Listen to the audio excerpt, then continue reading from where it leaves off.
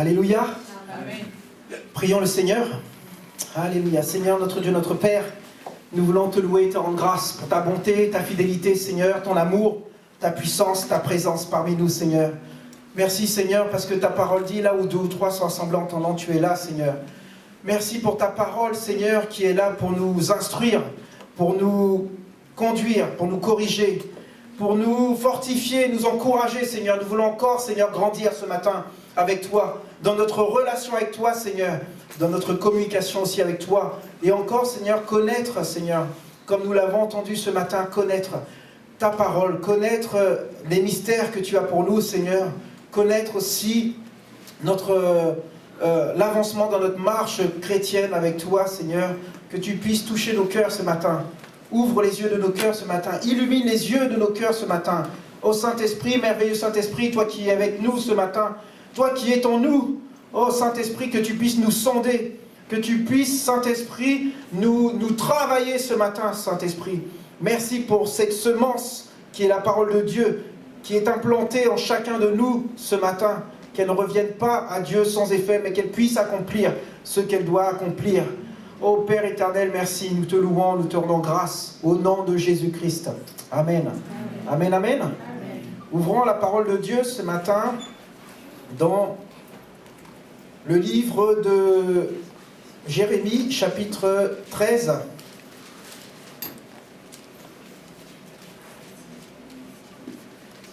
La Bible est la parole de Dieu. Amen. La parole de Dieu dit que vous connaîtrez la vérité et la vérité vous rendra libre. Amen. On a besoin de connaître la parole de Dieu pour être libéré de tout ce qui nous tient dans ce monde. Amen. Je lis la parole de Dieu dans le livre de Jérémie au chapitre 13, verset 15. Écoutez, prêtez l'oreille. Ne soyez plus hautains.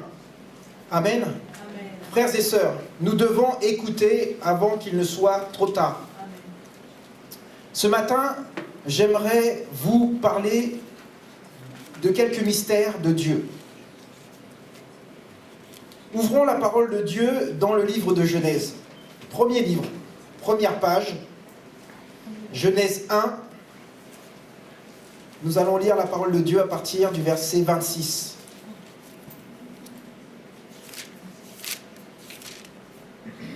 Je lis la parole de Dieu.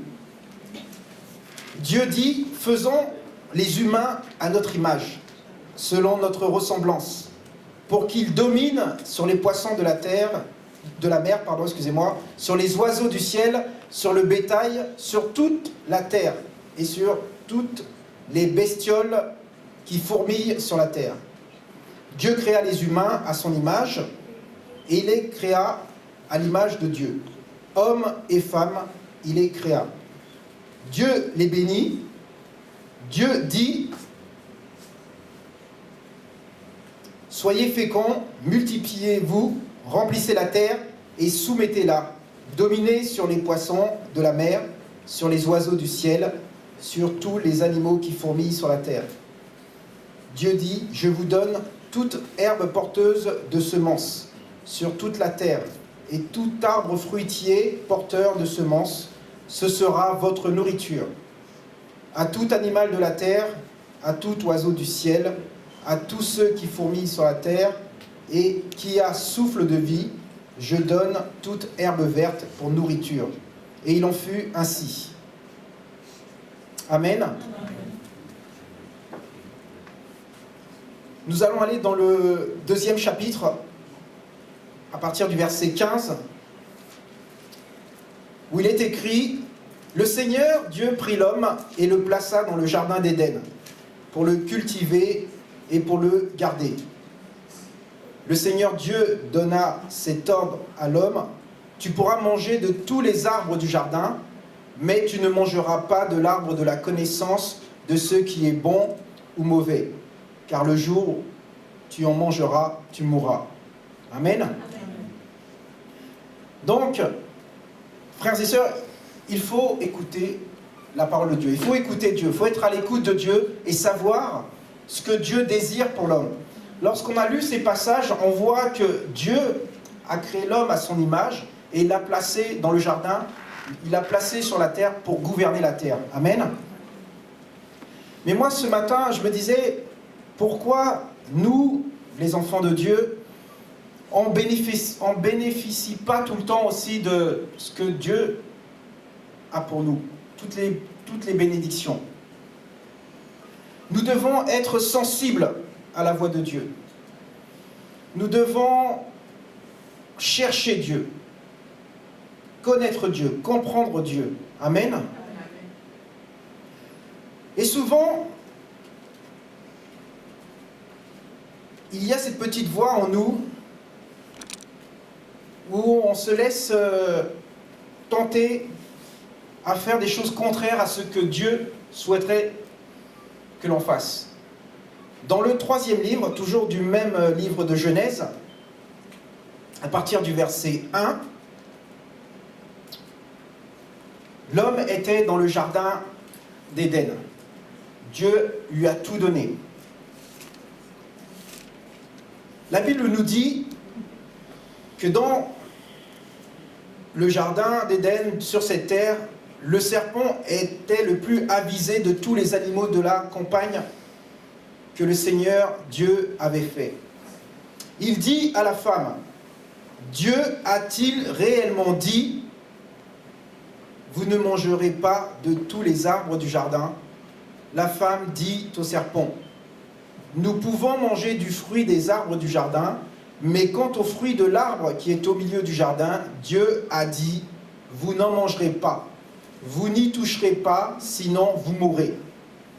Alors le serpent dit à la femme, pas du tout, vous ne mourrez pas, Dieu le sait, le jour où vous en mangerez, vos yeux s'ouvriront, vous serez comme des dieux, qui connaissent ce qui est bon ou mauvais. La femme vit que l'arbre était bon pour la nourriture et plaisant pour la vue, qu'il était, cet arbre, désirable pour le discernement. Elle prit de son fruit et en mangea. Elle donna aussi à son mari, qui était avec elle, et il en mangea. Leurs yeux, à tous les deux, s'ouvrirent, et ils surent qu'ils étaient nus. Ils cousirent des feuilles de figuier pour se faire des pagnes. Alors ils entendirent la voix du Seigneur, Dieu, qui parcourait le jardin avec la brise du soir. L'homme et la femme allèrent se cacher parmi les arbres du jardin pour ne pas être vus par le Seigneur Dieu. Le Seigneur Dieu appela l'homme. Il lui dit, « Où es-tu » Il répondit, « Je t'ai entendu dans le jardin et j'ai eu peur parce que j'étais nu. Je me suis donc caché. » Il reprit, « Qui t'a dit que tu étais nu? Aurais-tu mangé de l'arbre dont je t'avais défendu de manger ?» L'homme répondit, « C'est la femme que tu as mise auprès de moi qui m'a donné l'arbre et j'ai mangé. » Alors le Seigneur Dieu dit à la femme, « Pourquoi tu fais cela ?» La femme répondit, « C'est le serpent qui m'a trompé et j'ai mangé. » Le Seigneur Dieu dit au serpent, « Puisque tu as fait cela, tu seras maudit entre toutes les bêtes et tous les animaux de la campagne.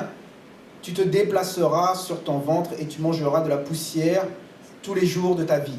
Je mettrai de l'hostilité entre toi et la femme, entre ta descendance et sa descendance. Celle-ci t'écrasera la tête et tu mordras le talon. » Amen. Frères et sœurs, il existe des conséquences dans la désobéissance à Dieu. Là, nous avons un exemple où Dieu avait créé l'homme et l'avait placé dans un endroit merveilleux, magnifique, mais voilà que l'homme a désobéi à Dieu. Et vous avez vu le changement radical qui s'est passé lorsqu'ils ont commis cet acte irréparable, en tout cas par l'homme. Leurs yeux s'ouvrirent, dit la parole de Dieu, et tout a changé. Ils ne se regardaient plus comme avant, et ils ont commencé à s'accuser. Surtout l'homme a accusé la femme. Et on voit comment l'homme, on voit aussi sa honte, il se cache vis-à-vis de Dieu. On voit que l'homme n'est plus le même par rapport à ce qui s'était passé.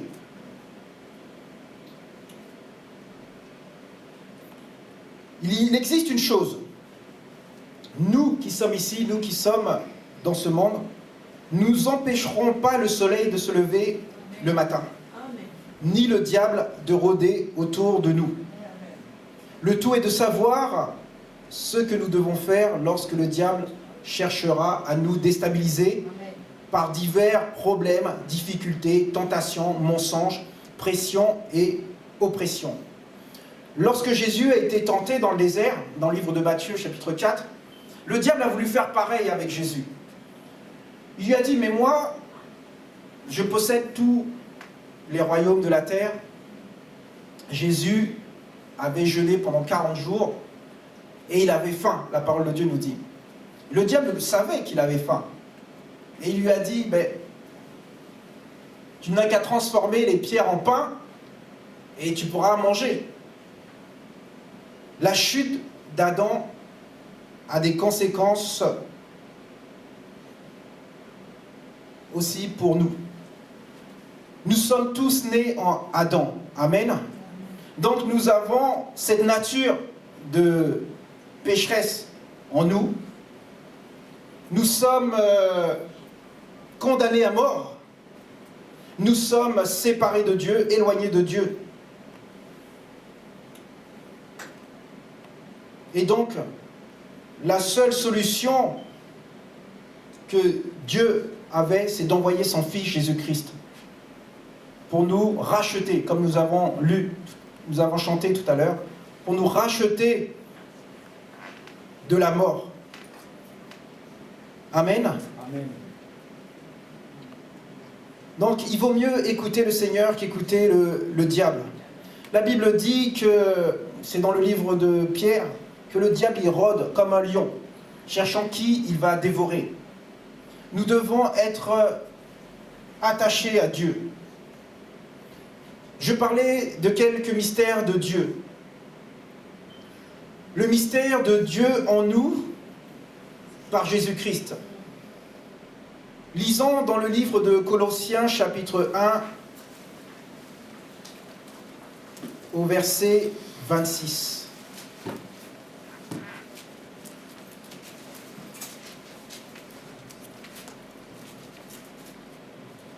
Je lis la parole de Dieu.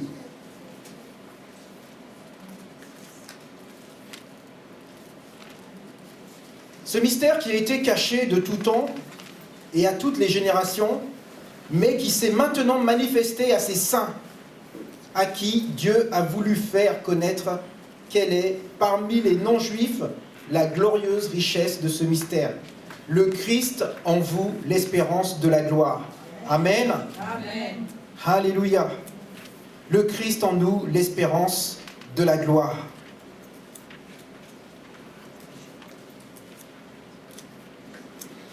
Le mystère de la nouvelle création. La Bible dit dans le livre de 2e de Corinthiens, chapitre 5, verset 17, « Si quelqu'un est en Christ, il est une nouvelle création, une nouvelle créature. Les choses anciennes sont passées. Voici, toutes choses deviennent nouvelles. » La résurrection de Jésus est l'introduction d'une nouvelle humanité en Christ. Frères et sœurs, lorsque nous sommes nés de nouveau en Jésus-Christ, nous redevenons de la nature qu'avait avant la chute. Nous sommes en relation avec Dieu. La Bible dit dans le livre de Galates que lorsque nous sommes crucifiés avec Christ, ce n'est plus nous qui vivons. C'est Christ qui doit vivre en chacun de nous. Amen. Nous devons laisser la liberté à Christ. Nous devons avoir des fruits de cette nouvelle nature. Nous ne devons plus marcher comme nous étions avant. La Bible dit que notre corps est le temple du Saint-Esprit. Et nous ne pouvons pas avoir la même vie que nous avions avant de connaître Jésus-Christ. Jésus-Christ est venu pour nous racheter du royaume des ténèbres au royaume des lumières. Vous savez, lorsque vous n'êtes pas en Jésus-Christ, vous faites partie du royaume des ténèbres. Et en Jésus-Christ, nous sommes dans le royaume de Dieu, le royaume des lumières. Amen. Et ce mystère de la nouvelle naissance et du salut, nous le voyons dans le livre de Jean chapitre 1. Jean chapitre 1 au verset 9, à partir du verset 9. Je lis la parole de Dieu. La parole était la vraie lumière, celle qui éclaire tout être humain. Elle venait dans le monde, elle était dans le monde, et le monde est venu à l'existence par elle, mais le monde ne l'a jamais connue. Elle est venue chez elle et les siens ne l'ont pas accueillie. Mais à tous ceux qui l'ont reçue, elle a donné le pouvoir de devenir enfants de Dieu, à ceux qui mettent leur foi en son nom. Ceux-là sont nés non pas du sang, ni d'une volonté de chair, ni d'une volonté d'homme, mais de Dieu. Amen. Lisons le livre de Romains, chapitre 10.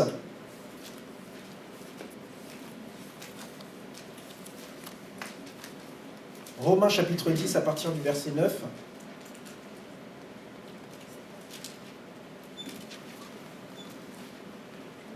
Je lis la parole de Dieu.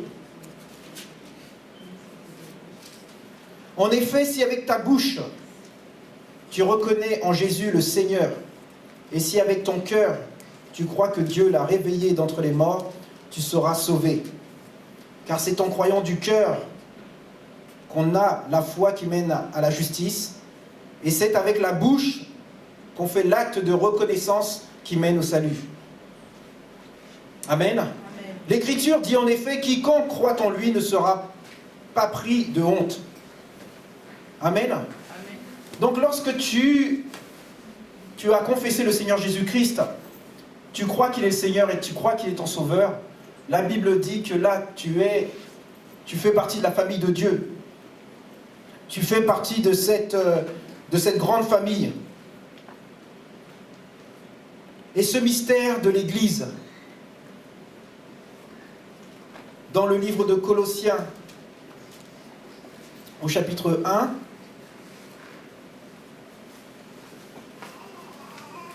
au verset 18, où il est écrit, lui, on parle de Jésus-Christ, il est la tête du corps qui est l'Église. Il est le commencement, le premier né d'entre les morts, afin d'être en tout le premier. Amen. Lorsque nous comprenons cela, frères et sœurs, nous commençons à comprendre qui nous sommes en Jésus-Christ. Et nous devons rechercher cela dans la parole de Dieu, qui nous sommes en Jésus-Christ, pour vivre comme Dieu souhaite que nous vivons. Amen. Nous devons sans cesse nous enraciner dans cette parole, rechercher et connaître qui est Jésus-Christ. Alors, quelles sont les racines de notre foi? Comment doivent être, elles, en Jésus-Christ? Ouvre la Bible dans la parole de Dieu, dans le livre de Jean, chapitre 15. Jean, chapitre 15, au verset 4. Jean, chapitre 15, verset 4. Je lis la parole de Dieu. Jésus dit, « Demeurez en moi comme moi en vous. Tout comme le sarment ne peut de lui-même porter du fruit, s'il ne demeure dans la vigne. Vous non plus, si vous ne demeurez pas en moi, vous ne pourrez porter du fruit.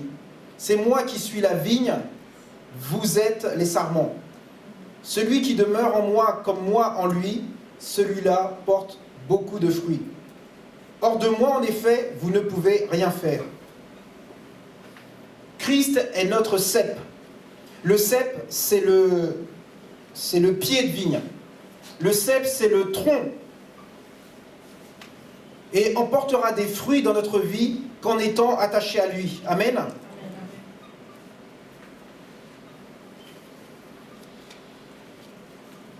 Notre manque de racines, c'est-à-dire de conviction, de certitude, de connaissance en Christ, causera notre chute, causera ta chute, causera tes échecs, causera ta défaite face aux attaques du diable.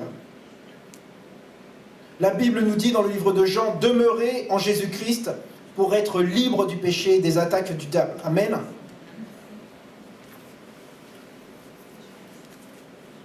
Nous devons rester, frères et sœurs, au contact quotidien avec la parole de Dieu. Demeurer en Christ, demeurer dans ma parole, c'est lire la parole de Dieu chaque jour, quotidiennement. Rechercher qu'est-ce qu'elle peut t'apporter durant cette journée. Comment tu peux modifier, c'est-à-dire être transformé par la parole de Dieu. Comment tu veux que Dieu veut que tu sois. C'est ça ta recherche. C'est ça notre recherche. Puisque la Bible nous enseigne à être scellés chaque jour de plus en plus pour ressembler à l'image de Christ. Et sans la parole de Dieu, nous ne pouvons pas, par nos propres forces. Jésus, il dit, sans moi, vous ne pouvez rien faire. C'est que nous devons nous laisser instruire, nous laisser corriger par la parole de Dieu. On a besoin de cette parole. Cette parole pour nous encourager lorsqu'on est découragé. Cette parole pour nous soutenir lorsqu'on est faible. Elle nous fortifie, elle nous encourage. Elle nous fait voir au-delà des choses qu'on ne croit pas, parce qu'on espère en Jésus-Christ. On voit au loin, on dit, Seigneur, moi j'aimerais ça. Et le Seigneur, il dit, si tu crois, tu verras. Mais il faut lire pour avoir cette certitude en toi, frères et sœurs. Nous devons nous attacher à la parole de Dieu. Sans cette parole, notre foi, elle se fortifie pas. Notre foi, on peut avoir une grande foi aujourd'hui, et puis on se relâche dans la lecture de la parole de Dieu, et ne plus avoir la foi demain. Cette foi, elle doit être alimentée sans cesse. C'est l'essence de notre vie chrétienne. Nous devons lire la parole de Dieu, c'est le carburant. Amen. Et elle nous fortifie, nous encourage, elle nous fait voir des choses qu'on ne croyait même pas. Une fois, j'avais à cœur, vous savez, des fois, il y a des choses qu'on se dit nous-mêmes. Oh, je crois que c'est impossible. En effet, il y a des choses qui sont impossibles pour nous, humains. Mais la Bible dit qu'avec Dieu, tout est possible. Et on doit faire des choses comme ça, frères et sœurs. Lorsque vous avez des projets, des rêves à cœur, des choses qui vous paraissent impossibles aujourd'hui, c'est là qu'il faut mettre sa foi en action et mettre Dieu à l'épreuve. Nous, on a désiré tellement de choses, et on a vu la main de Dieu parce qu'on a eu cette audace de croire. Cette audace de dire, mais c'est vrai ce que dit la Bible. La Bible dit que tout est possible à celui qui croit. Et tous les jours, je proclamais cette parole. Tout est possible à celui qui croit. Je crois, c'est possible, ça va se réaliser. Et c'est comme ça on obtient des choses qui nous paraissaient impossibles. Il n'y a pas des choses qui vous paraissent impossibles, frère? Ma sœur, ouvre la parole de Dieu. Qu'est-ce qu'elle dit? La Bible dit en Jésus, je peux tout par celui qui me fortifie. Mais je peux tout ce que la Bible dit que je peux. Amen. Parce que tout est possible. En Jésus-Christ, j'ai ce que la Bible dit que j'ai. C'est à nous de rechercher ce que nous avons en Jésus-Christ. C'est à nous de chercher. Amen. Amen. La Bible dit que tu es guéri en Jésus-Christ. Donc s'il y a une maladie dans ta vie, ou quelle que soit la chose qui n'est pas saine, tu dois la rejeter au nom de Jésus-Christ. Parce que la Bible dit que Jésus a pris toutes les maladies, toutes les souffrances à la croix. Et c'est par ces meurtrissures que nous sommes guéris. On doit refuser. Le diable, il va dire, mais non, ça c'était avant. Aujourd'hui, ça n'existe plus. La maladie, Dieu, il veut te donner une leçon, il faut que tu comprennes. Non, en tant qu'enfant de Dieu, nous ne pouvons pas accepter cette maladie. Nous devons rejeter la maladie. Jésus a pris la maladie. Il a pris tout le pouvoir du mal. La Bible dit que Jésus a triomphé de tout. Amen. Et c'est pour ça, frères et sœurs, que nous devons sans cesse lutter avec la parole de Dieu. Lorsque le diable a tenté Jésus, comme je vous l'ai dit tout à l'heure, Il a dit, mais l'homme ne vivra pas de pain seulement, mais de toute parole. C'est la parole qui a fait au commencement toute chose. Et la Bible dit que sans la parole de Dieu, rien n'a été fait. Donc nous devons mettre la parole de Dieu en action. Dieu veille sur sa parole pour l'accomplir, c'est écrit. Donc si tu confesses la parole de Dieu, tu verras les choses se transformer autour de toi. Amen. Nous avons, Église, parole de Dieu, à cœur de trouver une salle. Et dans mon cœur, pour moi qui suis le pasteur de l'église, je voyais une salle comme ça, comme ça, comme ça, une belle salle. Et vous savez, quand je m'assois sur ces chaises, je ne me vois plus dans cette salle-là.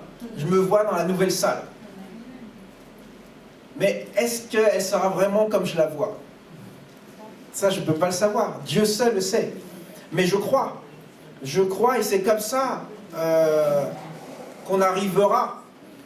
Mais si je reste assis sur ma chaise et je dis « Oh Seigneur, elle est belle la salle que je vois dans ma tête, oh c'est merveilleux » et je ne bouge pas, je ne cherche pas, je ne bougerai pas de ma chaise. Il faut chercher. Dieu a besoin qu'on se mette en action pour créer les choses nouvelles dans notre vie. Il nous faut bouger. On ne peut pas rester, frères et sœurs, assis.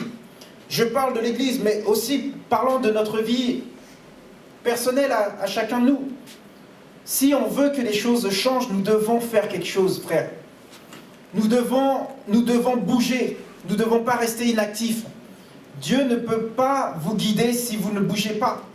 Dieu peut vous guider si vous bougez, il peut vous orienter. Mais si nous restons fixes, il ne se passera rien. Amen.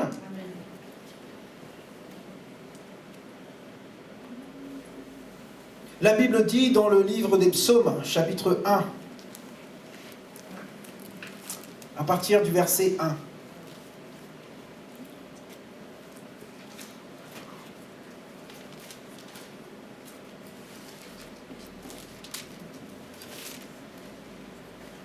Heureux l'homme qui ne suit pas les projets des méchants, qui ne s'arrête pas sur le chemin des pécheurs, et qui ne s'assied pas parmi les insolents, mais qui trouve son plaisir dans la loi du Seigneur, et qui redit sans cesse sa loi jour et nuit.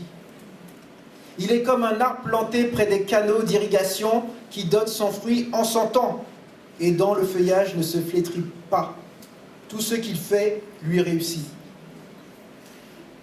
La Bible nous dit de trouver du plaisir dans la lecture de la parole de Dieu. Amen. Mon frère, si tu n'arrives pas à avoir du plaisir dans la parole de Dieu,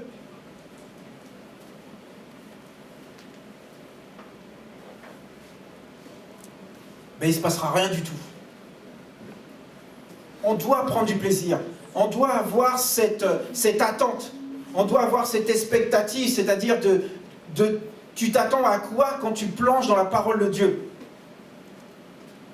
Est-ce que tu veux avoir cette révélation du Seigneur qui te dit voilà, aujourd'hui, je suis ta force. Avec moi, tu vas vaincre tous les obstacles. C'est ça. On doit rechercher ce qu'on désire.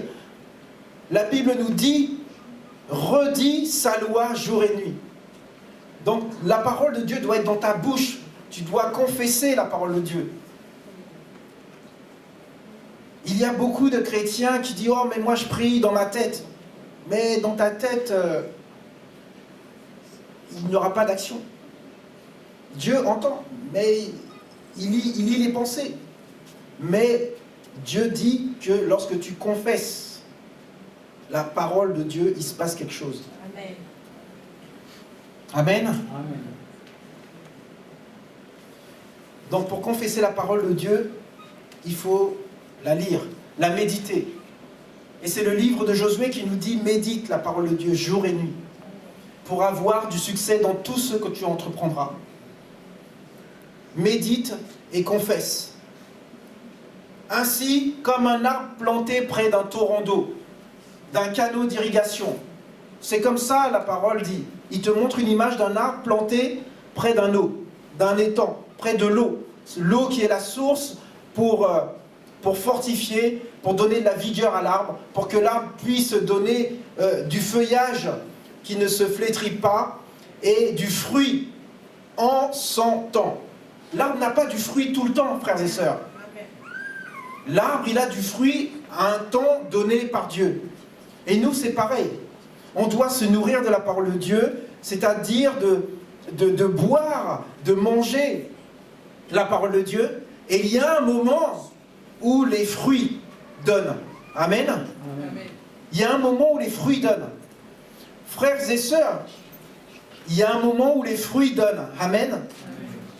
Mais l'arbre, à un moment, il donne du fruit. C'est-à-dire, un arbre qui ne donne pas de fruit du tout, il y a un problème. Amen. Parce qu'il y a un moment, il doit donner du fruit. Rappelez-vous, quand Jésus avait cette faim, il arrive près d'un arbre qui avait des feuilles, mais il ne voit pas de fruits. Et il dit, tiens, c'est bizarre parce qu'un arbre avec de belles feuilles, il doit avoir du fruit. Mais en effet, la Bible nous dit que ce n'était pas la saison. Alors il y avait quelque chose de bizarre, parce que l'arbre avait du fruit, mais ce n'était pas la saison du fruit. L'arbre avait des feuilles vertes, des feuilles, mais ce n'était pas la saison du fruit. Donc il y avait une situation anormale. Et Jésus, il dit, mais si cet arbre a des feuilles, il doit donner du fruit. Et s'il n'y a pas de fruit, il ne sert à rien. Et donc Jésus a maudit cet arbre.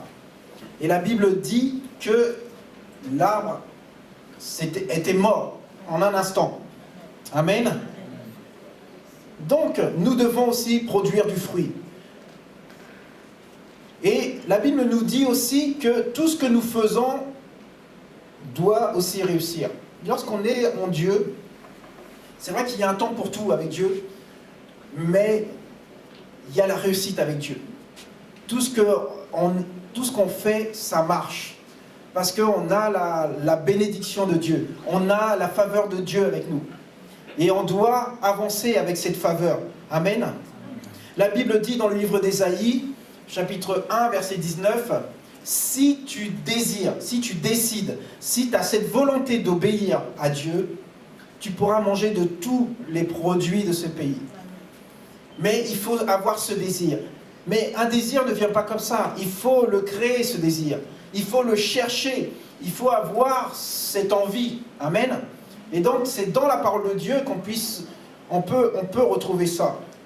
Dans le livre des Psaumes, au chapitre 37, à partir du verset 3, il est écrit « Mets ta confiance dans le Seigneur et agis bien. Demeure dans le pays et repais-toi de fidélité. Fais du Seigneur tes délices et il te donnera ce que ton cœur désire.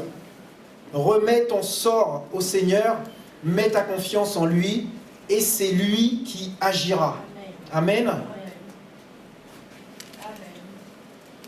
On doit faire de Dieu notre délice. Dieu doit être notre priorité. Lorsque tu te lèves, la première grande respiration que tu prends, tu dois penser à Dieu. Oh, merci Seigneur pour cette bouffée d'air, pour cet air que je respire. Parce que c'est toi qui me donnes la vie. On doit être sans cesse reconnaissant à Dieu pour ce qu'on est, pour ce qu'on fait. Parce que c'est lui qui nous donne tout. La Bible dit, c'est lui qui nous a donné le mouvement, l'être. Et c'est lui qui nous fait respirer. Lorsqu'on a conscience de ça, déjà, tu as la faveur de Dieu. Pourquoi? Parce que tu es reconnaissant à Dieu du fait que tu vis déjà. Amen. La Bible dit dans le livre d'Hébreux, chapitre 11, que la foi est agréable à Dieu. Celui qui aime Dieu, celui qui s'approche de Dieu, qui croit que Dieu existe, lorsque tu te lèves le matin, tu dis « Seigneur, merci pour la santé. Merci Seigneur pour l'air. » C'est que tu crois en Dieu et tu crois qu'il existe. La Bible dit qu'il est le rémunérateur de ceux qui croient en lui. Amen. Dieu honore la foi, frères et sœurs. La Bible dit dans le livre d'Hébreux toujours, combien de ceux qui par la foi ont vaincu des batailles, ont eu des bénédictions, ont construit des choses merveilleuses. C'est la foi. La foi qui nous donne la victoire. C'est la foi qui crée, qui amène à l'existence les choses qu'on ne voit pas encore. C'est ça, c'est cette foi-là qui fait bouger Dieu, frères et sœurs. Et il faut parler à Dieu, il ne faut pas hésiter de lui dire ce que tu as sur le cœur. La Bible nous dit, encore une fois, dans le livre de Matthieu, cherchez premièrement le royaume de Dieu, et toutes les choses vous seront données. Cherchez Dieu. Pourquoi on vient à l'église le dimanche matin? Est-ce qu'on a cette soif de Dieu? Est-ce qu'on veut avoir une vie transformée qui plaît à Dieu? Vous savez, nous, les êtres humains, nous voulons avoir les choses tout de suite. Une fois, je me rappelle, j'avais à cœur d'avoir quelque chose. Bon, ben je vais essayer par moi-même parce que Dieu met du temps. Hein, je vais prendre les devants, je vais aider Dieu.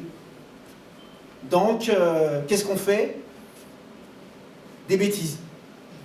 Ben oui. Déjà, on veut aider Dieu. Déjà, c'est une grande bêtise. On ne peut pas aider Dieu. C'est lui qui a tout créé. Et si on n'a pas les choses tout de suite, c'est parce que ce n'est pas le bon moment. Amen. Amen. Il faut avoir aussi la patience. Amen.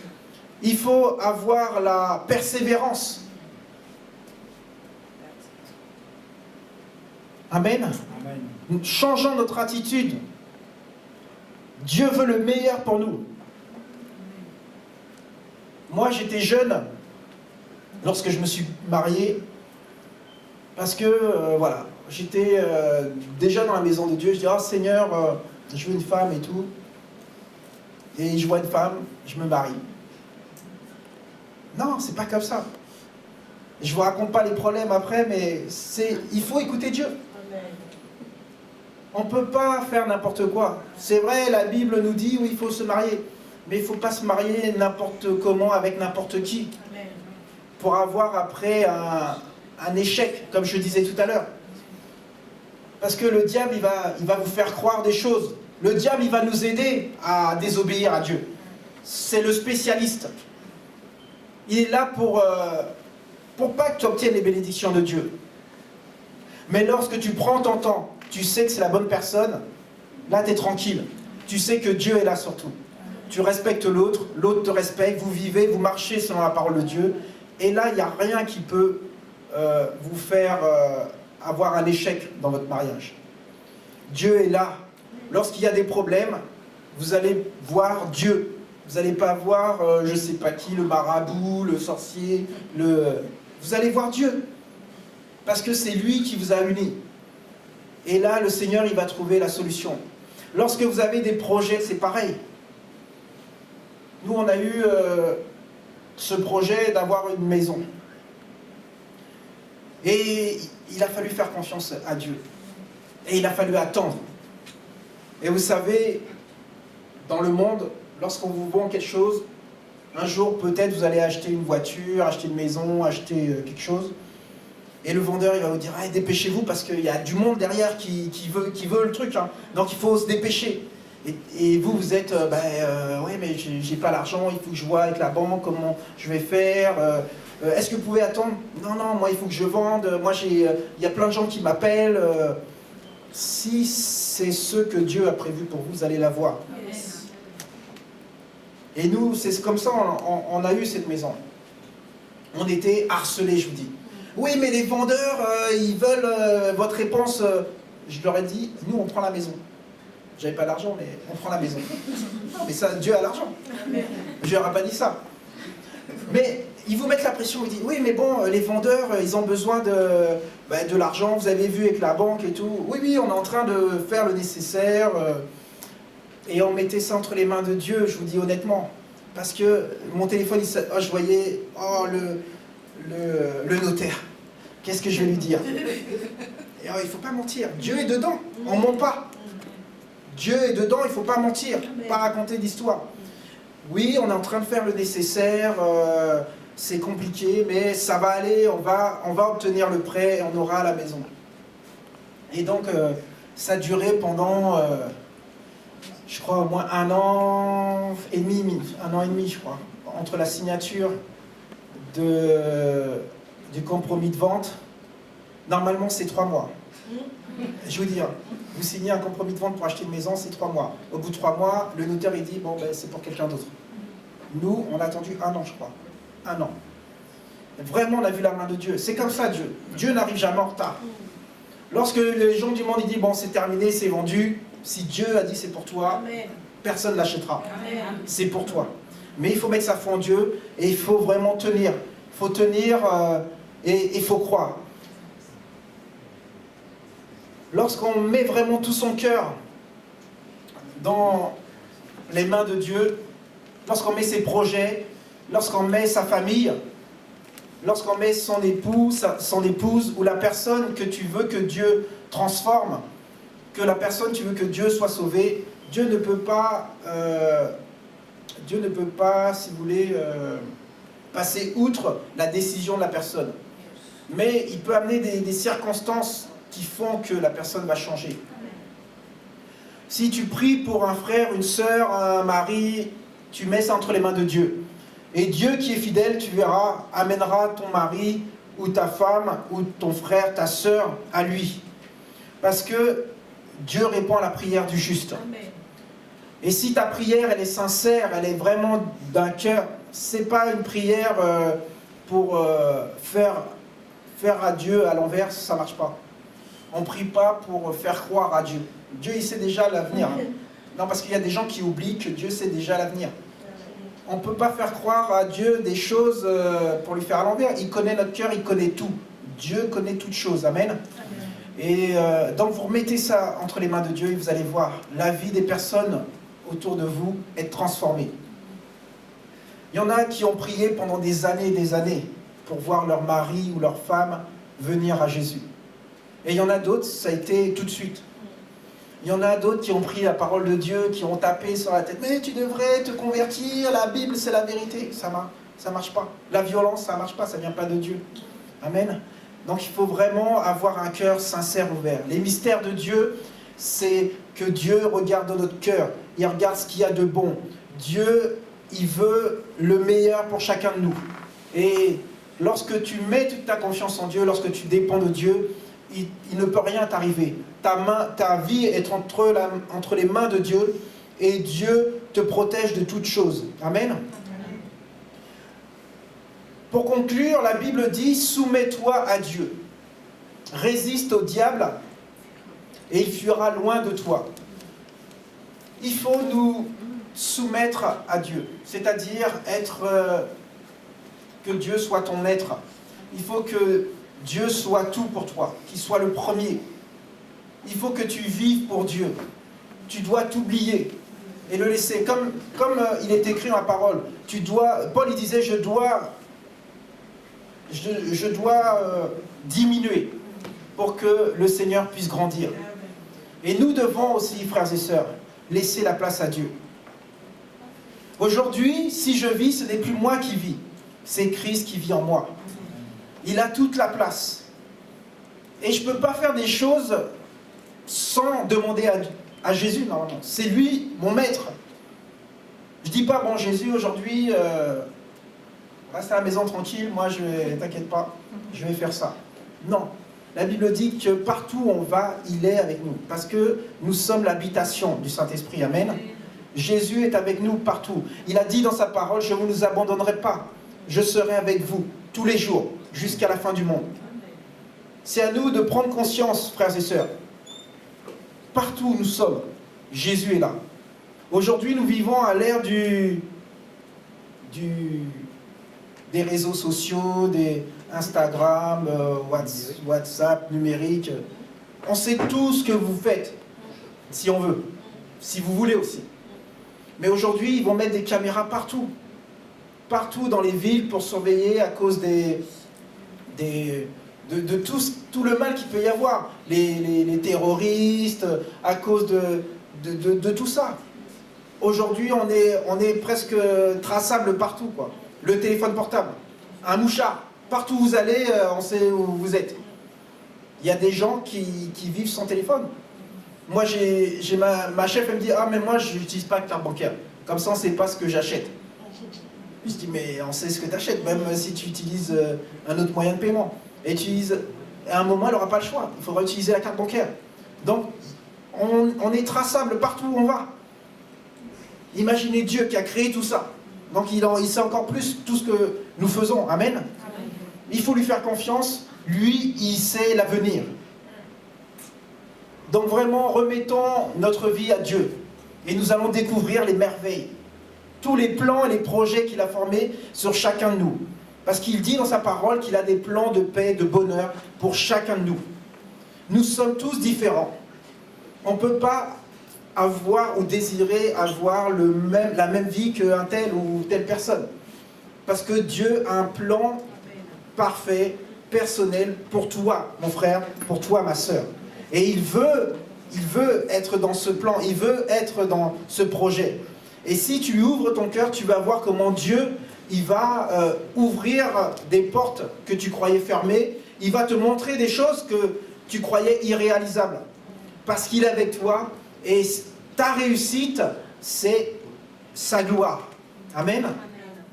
Prions le Seigneur.